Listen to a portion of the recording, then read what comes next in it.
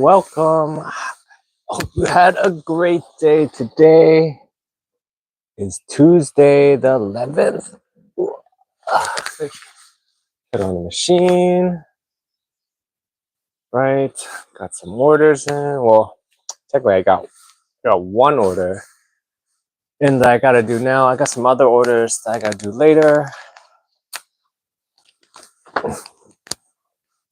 So I'm gonna do this order and be done with it. Be done. So we can move on to other things. How is your day going so far? Feel like, see, today's 11th. I feel like today is a great day to get a run in. So I'm gonna go for a run. If you're in California, it just rained a little, so this is peak running weather. That cold air, peak running weather.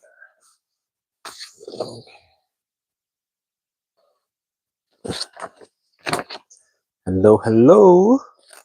How is your day going so far? What is going on in the news that we can talk about? What is interesting that I saw? Let me think. Let me sleep. I saw that they have these new genetically modified bananas now that don't brown. It's like I think it doesn't brown for at least 12 hours. Ooh, 12 hours. So basically they genetically modified the bananas. So after you peel it, it lasts for 12 hours. It goes 12 hours before browning. That's crazy. I know they have those apples now too. I'm pretty sure it's a similar idea as the apples that they have, where when you cut the apple, it doesn't brown for like a whole day. So now they have bananas that they modified where it doesn't brown after you peel them. My thought is, okay, like, oh, something didn't cut out right. My thought is, if you eat enough of this food that doesn't like go bad, is that the secret to like immortality? Imagine, okay, sorry, I'm going to be off screen for a little bit. I'm gonna cut this out. Something didn't cut out right. Imagine, right? If you start getting the apples that don't brown after you cut them, right? I'm pretty sure you guys have seen those. Those have been on the market for a while. So if you had a chance to try it, you could try it. It doesn't taste very good. It's more like a party trick where you bring it to someone's house and you're like, look, this apple, it isn't brown. Let's cut it. Okay, so you start eating those apples, right? And then you start eating the bananas that don't brown, right? And then I'm pretty sure they're gonna work on avocados, right? Next. And then why stop at avocados? Let's move on. Let's go to grapes. Let's do all the produce. All the produce doesn't go bad anymore in the future, right? But then you start eating that. If you eat enough, does the next generation, is that it? Do they not do they not go bad anymore? That's my thought. Because you know what they say, like you are what you eat. So if you start eating all the foods that don't go bad, are you gonna become immortal too? That's a thought process right there. Where's that guy that's like spending $1 million a year? I'm pretty sure he's on it. I don't know if you guys know. There's a guy. He's not LeBron, but he spends about like $1 million or so every year because his goal is to live forever. And I wonder if he's gonna start doing some research into this. That's an idea, guys.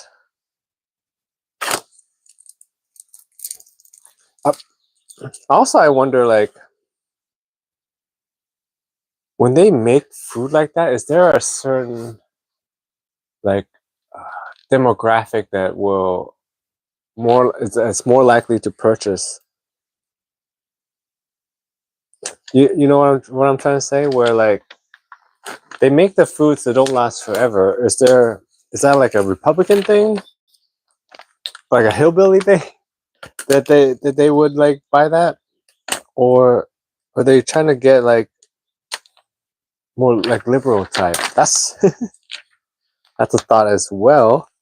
Because I never purposely went into the grocery store and thought to myself, I need to go buy the the food that doesn't spoil. Or do they just secretly hide it into your food? That sounds more likely what they're gonna do. So they make the banana that doesn't go bad. They ship it and then they like sell it to big food, right? Big food companies, and they use it because that's where they save money, because then they can buy a bunch of bananas, a bunch of apples that don't go bad, right? That means they can store it longer, and then they just hide it into your food because they've had the apples that don't go bad for a very long time. I don't know if you guys know what I'm talking about. I think it's called like, I'm trying to remember the exact name. I don't want to blast. There's so many different apples now, but I don't want to blast a random apple type out there. But you guys, I'm pretty sure someone knows what I'm talking about. They have apples now that don't go bad. They don't brown. And I was thinking to myself, no one's purposely buying those apples. All right, what else is on the news? The reason why I titled this one is we're on the slide right now is because the stock market is crashing. And usually after a big like knife drop that we had yesterday, the following day there's usually a recovery. So in the morning when I check the market, I was expecting it to recover a little bit. But guess what? We're going down more, guys. That's what I'm saying. We're on the slide. We're sliding down. Let's see where it goes. We'll see where it goes. Let me know if you guys are big stock people or not. I used to work in finance. I don't know if I think I've told this story before, but when I was in high school, that's what I wanted to do. I wanted to be a day trader. And back then, to be a day trader was the shizzy but dizzy. Not like how it is now. I think Robinhood really like changed the whole industry because they got rid of the trading fees. That's the main thing that stops people from becoming day traders. It's not that they don't have the money. It's just that those trading fees, when you don't have a lot of money, they add up, especially if you're trying to day trade.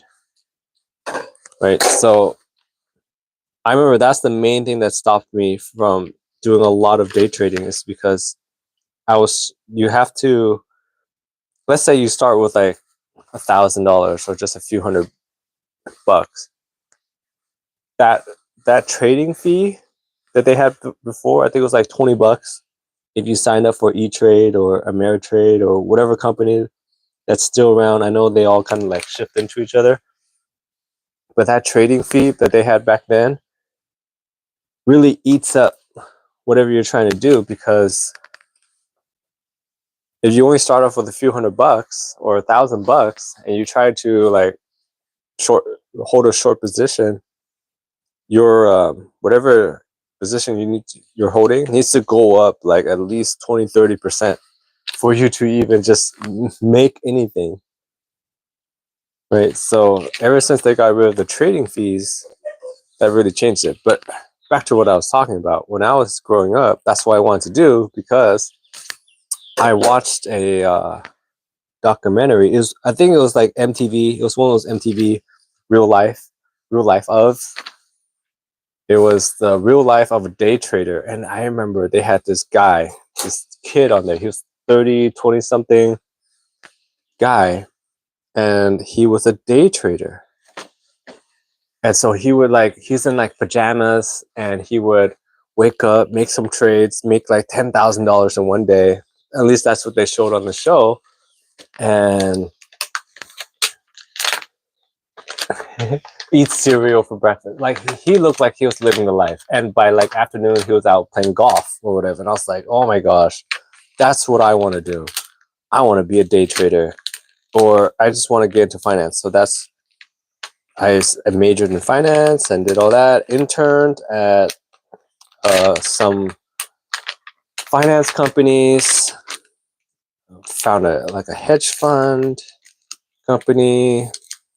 And this was back in the early 2000s, right around 08, 07. Maybe before, yeah, around there, 08, 07. And if you guys know anything about 08, 07, that's when we had one of the bigger crashes in my lifetime. And oh my gosh, people were panicking like crazy. And that's when I realized that the stocks are so fake. They're so fake. It's crazy. Because like it goes up and down based on just like a few people's initial reaction. So these people feel like, if they feel uncomfortable, they start selling, and then everyone's watching these guys, and then they start selling, and it causes a trickle down effect. And I hate it because it's like you have zero control on what's happening. And especially back then, it's not like that now, because since they got rid of a lot of the companies, got rid of the trading fees, you can get in and out of positions pretty quickly. But back and then, when I was into it, it was $25 per trade. So if you bought a stock, it was $25, and if you sold it, it was another $25. So unless you got one of those packages, I think you could reduce it down to like 7 or something each way. But if you're starting off, that's still a lot. And yeah, so I hate the fact that they all like trail each other, and so you have a big kahuna or a few big fishes at top, and they start panicking, they start selling, and people were like, oh no, why is blah blah blah selling? We gotta sell too. And it just causes this panic. Or other way is someone sees some news and they're like, this sounds good, and they start buying, and then someone's tailing that person. They're like, oh, why are they buying this? And they start buying it, and then the stock moves up. There's this theory that I saw yesterday, that Donald Trump is tanking the stock market on purpose for a reason. Not like he's not doing. They're saying that he's not doing it for any like ultra nefarious reasons. They're saying it's because he's trying to renegotiate interest rates or something like that. This is the theory, that our national debt right now is I'm trying to remember the exact number. It's like 36 trillion, something around there. Someone out there can check that out and put it in the chat if you're willing. But the national debt is 36 trillion, somewhere around there. Someone check it. And the idea is, I believe a big chunk of it, the interest payments are going to come due in this year, July, August, somewhere around there, in the summer, right? And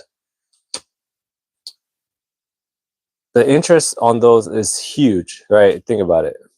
36 trillion dollars, just 1% is a big payment, right? And I think they said that where the interest rates are now,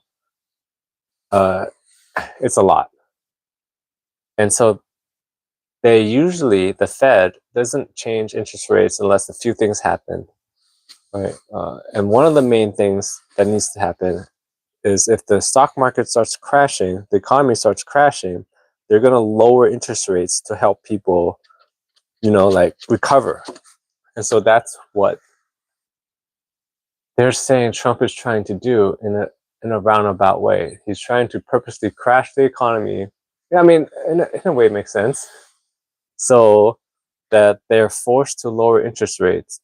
So when those payments come due, interest rates, he could re-lock in the interest rates for those the debt at a lower rate. Because I think it gets locked in every few years or so, whatever the rate is. And so that is the idea that they're running with right now, or at least this is the theory on why it seems like there's a purposeful collapse of the American economy. But hey, like I said, I'm just some guy in my garage talking to myself and the internet. So what do I know? What do I know?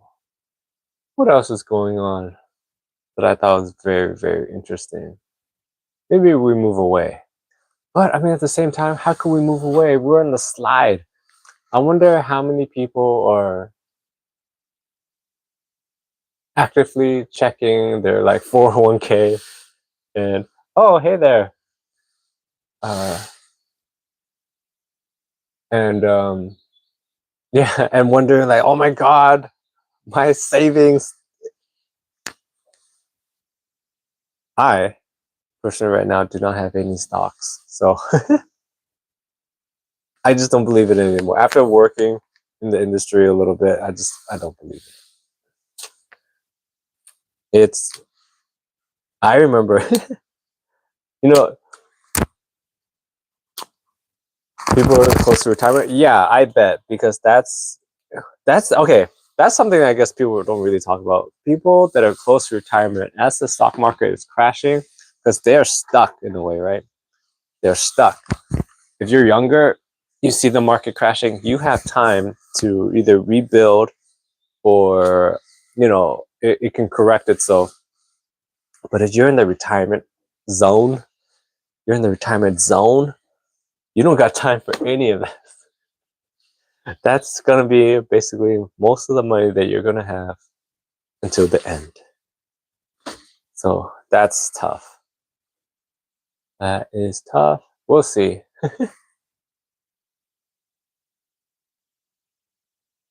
Yeah, they should have transitioned to bonds and stuff, but like, how many people actively watching the stocks? I feel like the younger generation, they're more into it, but the older generation, they usually just set it and forget about it until the very end. As I was talking about earlier, younger generation, since they got rid of trading fees, right, or into it more, because it's so much, the barrier to entry is so much lower now. Right, like, because I don't know if you're here for this, Professor, but I was talking about how, like, in the beginning, to be if you're starting off as a small day trader, I'm talking about average Joe trying to get into stocks and try to hold like short positions, maybe 1 year, a few months, whatever. It was so hard because if you just have like $1,000, just a few $1,000s, few $100s, and you're trying to make a buck on the stock market, right? And I'm talking about holding short positions. I'm not talking about holding a stock for like 5-10 years or whatever. Those trading fees eat up your portfolio so quickly. And I remember later on they got rid of the trading fees. I was like, oh my gosh, where was this before? Where was this before? I felt like if they had that when the whole time I was growing up, I swear, this is what I would have done if I was in the current. Maybe this is what people do now. I don't know. But if I was in high school, early college, and it's the current, right, you have less to lose at that point because, hey, you have all this time to rebuild. I would have totally gone on Robinhood or any of the trading apps now, because they all got rid of trading fees, I believe, to compete with each other, and work some job and just allocate a certain amount of money every month, every week to put in and just make some trades, and then just slowly learn how to do it and just slowly build a war chest. Because as you get more money, it's easier for you to make money on the market. I'm trying to think, what were some of my best trades when I was younger? I think the best one was this company called Clearwire. I'm trying to remember the exact name, but they're a telecom company, right? But they don't actually own anything, or they used to be a big telecom company and they died. I don't remember the exact details. This is many years ago.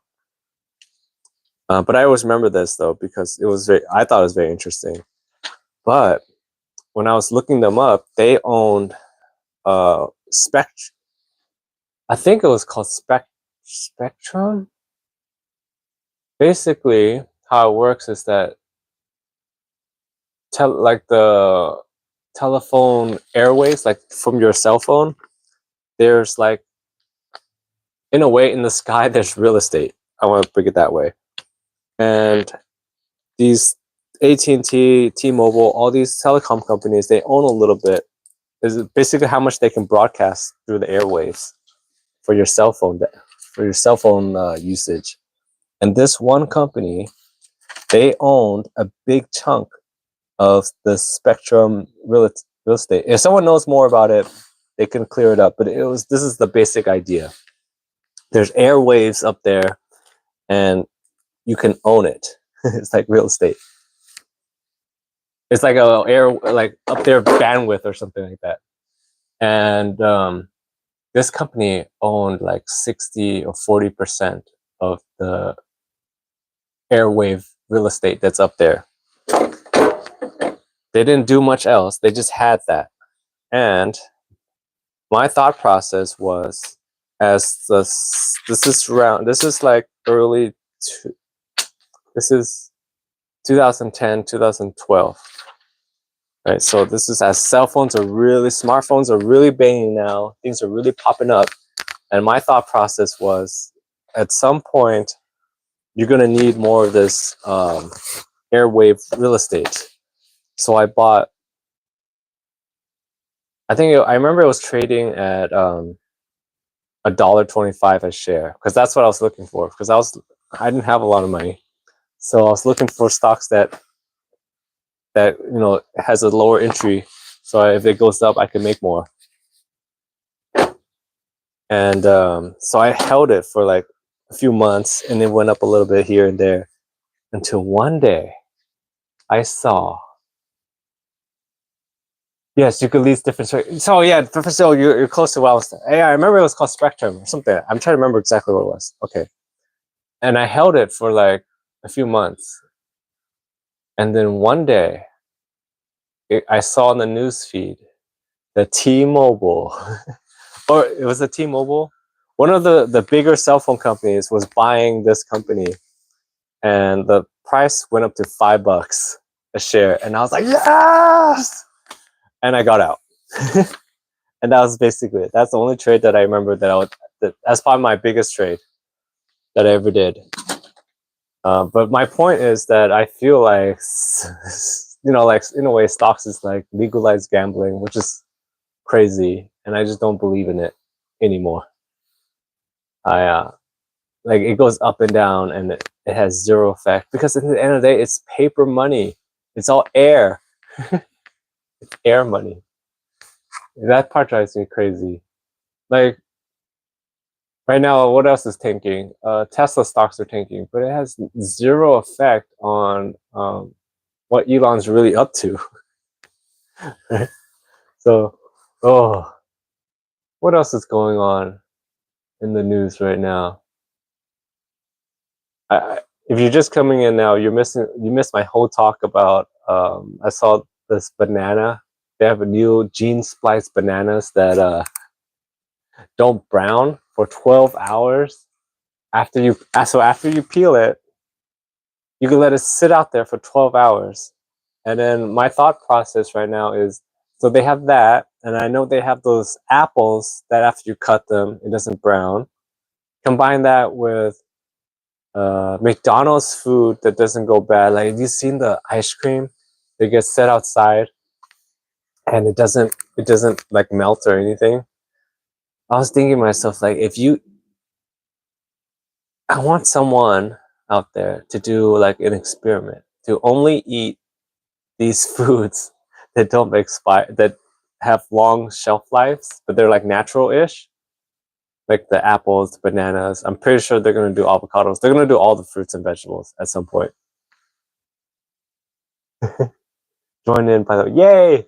Right, I want someone to eat all these fruits and vegetables that they're new gene slice, and I wonder is it gonna make them immortal? Because like you know how they say like the nutrients pass through your body, you are what you eat. But if you eat these forever vegetables, what am I talking about right now? I'm talking about I saw in the news that they have these new bananas, right? They're gene spliced bananas that don't brown. They don't go bad for up to 12 hours. And then they already have apples that if you cut them, they don't brown, they don't go bad, right? So I was thinking if someone starts a steady diet of only these fruits and vegetables, because they're most likely gonna do all the fruits and vegetables, so they don't go bad anymore. And you know these big pharma, no, not big food companies can make buttloads of money because then they're not gonna have produce that goes bad. Like if you're on a steady diet of that, what is that gonna do to you? That's what I'm curious about right now. Like, are you gonna live forever too? Or does it have like that opposite effect where they said that all that plastic that's in the food now is, shutting down your immune system? Like, I wonder if that's going to be effect, the long term effect. Because as I was also saying before, like when they made the apple, right, it was more like a party trick. That's what we did with it. I remember we bought those apples, we cut it, and we're like, look, it doesn't go brown, it doesn't go bad. And then we just had it sit there, and maybe we tried it, and I remember it didn't taste very good. But I was also thinking right now that so no one's actively buying these things, right? If you find out that this banana or apple or whatever has been modified so it doesn't go bad, you're not going like, oh, I want that. So most likely they're going to be hiding it in your food. You know, when they make like those commercial, I don't know, pies or whatever, where they use these ingredients and they kind of just mix it up and process it. Like so, it's in there. It's in there. I think the other thing we're talking about is how's your 401k doing? That's what, we're on the slide down. We're on the slide. Woo! We're on the ride, guys. On the ride. What else is going on? You know what? I'm done with this order, so I'm gonna go inside. Go to my computer. Let's go. Come with me on a journey. And let's go. Done with this order. We'll pack it later. I don't film the packing part because packing is boring. Packing is literally just putting it in a bag, slapping on a shipping label, and sending it out. So no one cares about that. Nobody cares about the packing. So let's go. Garage. We're moving on. No longer in the garage.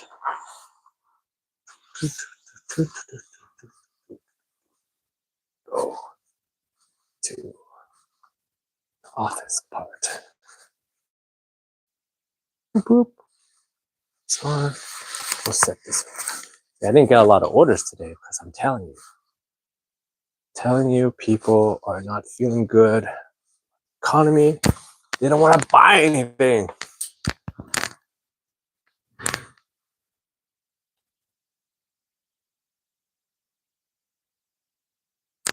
All right. We're taking that out. We're doing regular. Not walking around. We don't need that microphone. I'm gonna set you guys right here. Right here. Oh no. Ah! Ah! Sorry. All right. Much better. Much better. What else is going on in the world? What do you guys want to talk about? That's all I want to know. What are we talking about today? What are we talking about?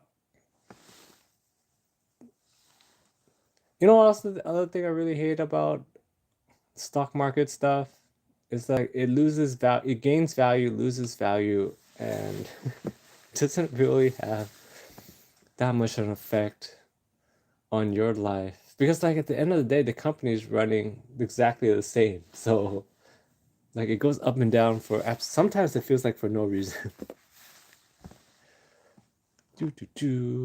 What is going on in the world?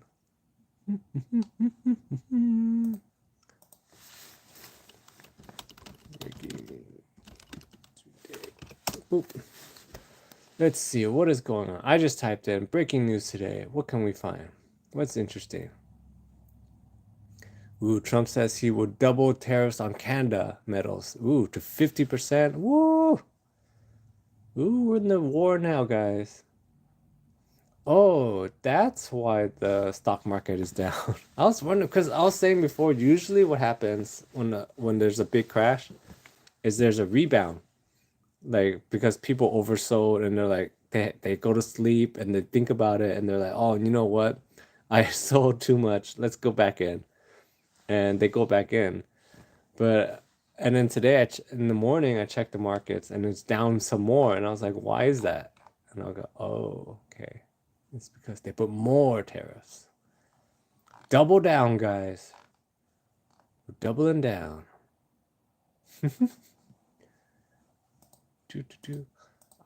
Let's talk about something more fun. That's what we need to talk about. What world problem do we need to solve today? Let's see. What have we done so far? We solved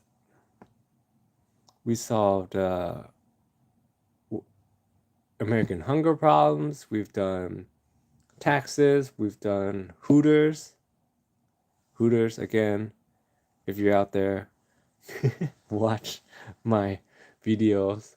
I'm gonna keep mentioning it until they do this, or if they do it, I want to take all the credit because it was my idea. My idea. What else is going on in the world? Nothing that exciting that I see. I love everything right now is about Deutsch. Everything's about Trump. We want some fun news.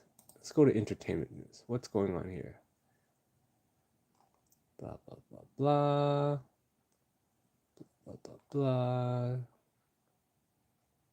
Social media star dies after asthma attack while on holiday. Woo.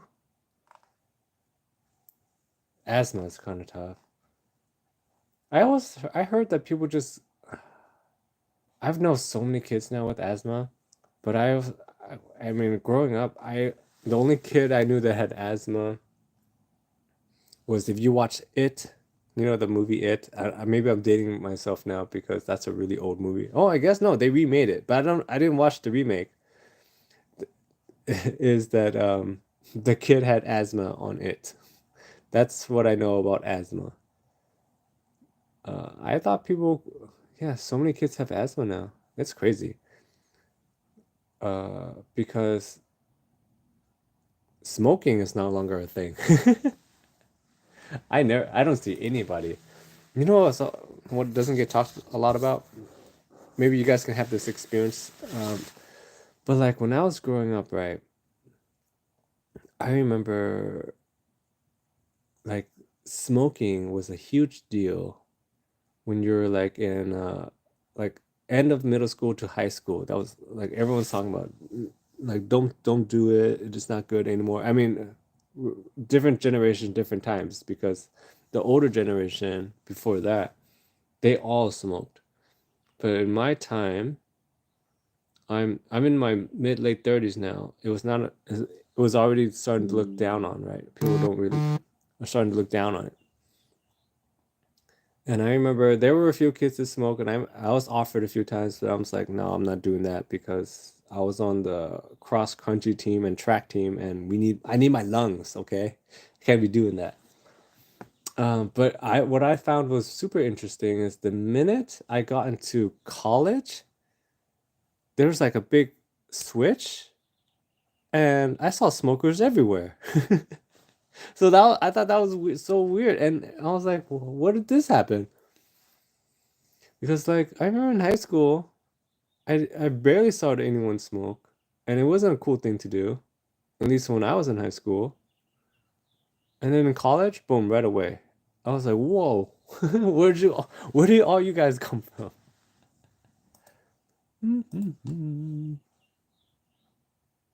What else is going on? What else can we talk about, guys? Come on, you gotta give me a topic here. I can't, unless you guys want to continue to hear me ramble on about nonsense. Hey, I don't mind. We can keep going. We can keep going. Oh my gosh. I just got a spam text from a scammer asking me to pay something. That's crazy. They are working hard out there in the streets. What else happened that I was yesterday I had a visit on my front door from I don't know if you're in the area, if this is a me thing or wherever, but every few months, right? I get a visit in my front door from some guy from like a solar company, and they're always trying to get me to sign up to get solar panels. And it's like I don't know what is the plan here because door to door sales is so hard. And the last thing I would want if I was planning to get solar panels, right, is for you to come up to my front door and try to get me to get solar panels. When if I know I want to get solar panels, I'll find my solar panels. That's what I tell them every single time. But every month they come and they like, hey there. And I hate it when they do this thing where they like pretend to not they're like, oh, we're not trying to sell you anything. We're just asking, blah blah blah blah. But I'm like, no, you're here to sell me something. Get out with it. I used to be in sales. I know what you're doing. Like I hate that. I hate it when they go, I'm not trying to sell you anything, bro, but have you thought about solar panels? I'm like, yes, I know. I thought about it gajillion times, but I don't have the money to purchase them right now. It is what it is. Oh, that reminds me though.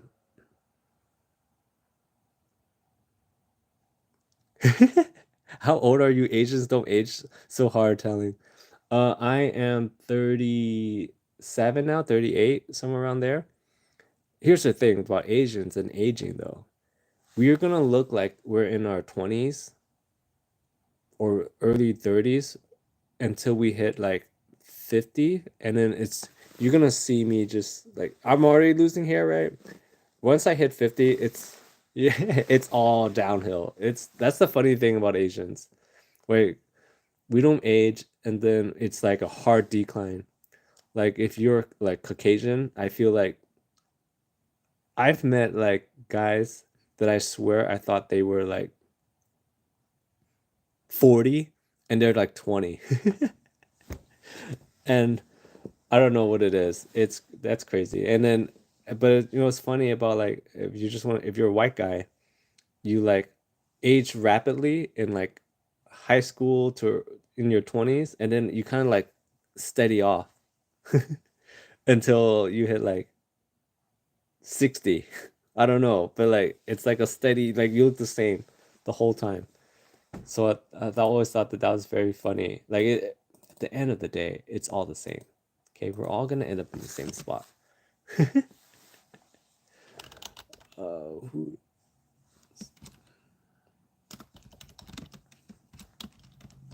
Okay, I'm just doing some work. Professor Oak, I'm very curious, right? Um, I see you're on here every day at different hours. What do you do? I'm so jealous that you have. It seems like you have a very flexible. You know, like I'm so curious what everyone does these days. I love meeting people that do different jobs, and so you. I mean, so you can learn from them.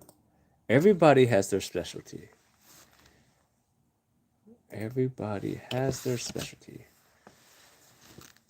and you just learn like through life. You just learn little bits and pieces there of what everyone else does, and that's the part I always find super interesting. Uh, and you never know, because like I'd like talk to all kinds of different people to see what kind of like struggles they come up with, and right now I know like I think right now, if you think of an industry that you don't want to be in, I feel like food industry is doing the worst right now. Like food prices are up, and once the economy starts getting bad, people start eating at home more. So it's like if you have a restaurant right now, woo, that's tough.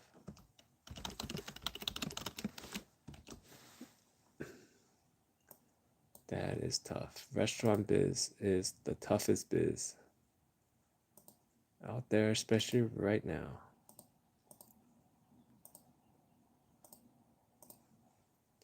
Um, this somehow this reminds me of when I was working in finance.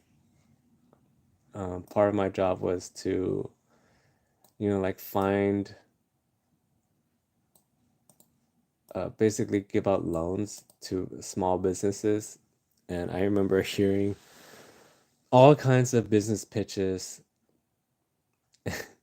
And I remember this one in particular. This lady, she was trying to open a restaurant inside a mall. And she needed like, I don't remember the exact amount, but it was probably like around like $60,000 or something. Not super big, not too little. Like in the banking world, that's just like a whatever amount. But what I always find very interesting is that no one ever plans for anything when I mean, you think these business people will like plan a lot, but they don't. And I remember asking her like, like, do you have a menu? Like, because when you're really getting knee deep, like lending out money like that, you become in a way like a business partner. At least that's the way how I like to operate. Because you know, there's some people out there that don't care at all as long as the deal gets done. I actually care about the long term viability because I hate hearing that you got something, you got a business together and you like just tank.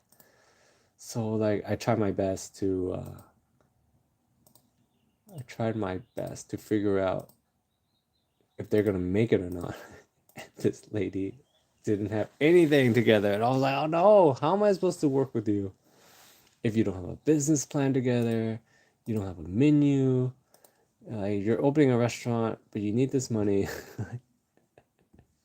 Oh, that's tough. You work in telecom, auto hours, all. Okay, so that's why you know about like the spectrum that's in the air. Okay, that makes so much more sense then. Um, okay, if you have kids, I do have to say, I do recommend them. If they don't know what they want to do in life, I recommend them to find a commercial finance company and work for that commercial finance company. I'm talking about like a business lending company. You learn about all kinds of stuff from all kinds of different businesses. It's very, very interesting. Let's see. I learned how the porta potty business works because at one point, right, I'm cold calling and I get a deal done for porta potties, and then it struck like the thought comes into my head. If you could do a deal, like this is what they tell us every time. If you could do a deal once on something, you could do it again. So I did a deal to help some guy, some porta potty guy, buy porta potties, and it's actually pretty interesting how their business works because they buy those porta potties that you see on the construction side of the road, like construction sites, concerts or whatever. Those things run from like 200 to 500 bucks, right? Each, depending on now we're in the porta potty talk. Okay.